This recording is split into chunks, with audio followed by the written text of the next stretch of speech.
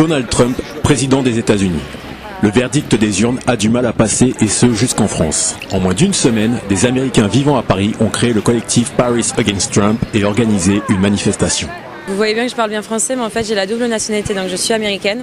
On est un collectif essentiellement d'Américains qui sommes très inquiets de ce qui se passe aux États-Unis en ce moment.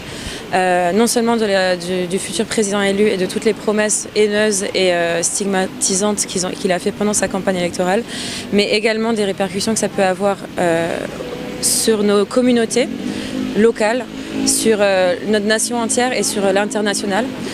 Voilà, on ne pensait jamais qu'il allait passer, que ce genre de personnage avec des propos antisémites, avec des propos anti-arabes, anti-musulmans, des propos anti-mexicains, et la liste est longue. Des propos anti-musulmans qui résonnent jusqu'à Paris. Mélanie, américaine mariée à un Tunisien, n'envisage pas un retour dans son pays qu'elle ne reconnaît plus. Oui, donc en anglais, I'm what happens when Americans embrace Muslims. Donc c'est-à-dire, mon fils, il est le résultat des Américains qui acceptent d'accueillir des musulmans.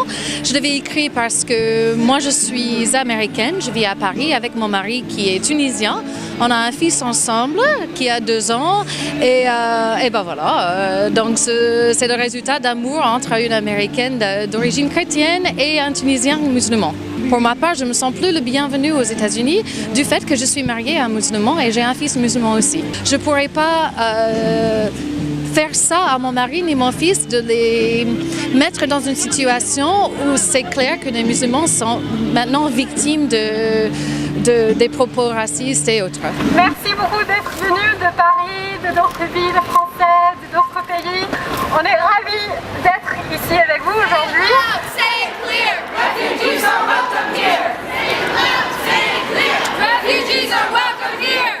Choqués, les Américains cherchent des réponses. Pour Émilie, un changement du mode de scrutin pourrait être un début de solution. Et on est là non seulement pour apporter notre soutien aux Américains qui luttent en ce moment aux États-Unis dans la rue comme nous, mais qui sont profondément choqués et attristés par cette nouvelle. Ensuite, ce qui est intéressant, c'est d'être en Europe et de pouvoir dire aux autres pays d'Europe qui risquent de se descendre aux enfers, attention parce que ça peut même arriver à vous. Les États-Uniens n'ont pas voté pour lui. Ce sont nos malheureux grands électeurs. Chose que je pense, je ne peux pas parler pour le collectif entier parce qu'on a des vues différentes tous, on est très hétérogènes, que je pense doit être absolument réformé. Pour moi, c'est un système archaïque, injuste et pas démocratique. On est là parce qu'on veut absolument retrouver de l'espoir.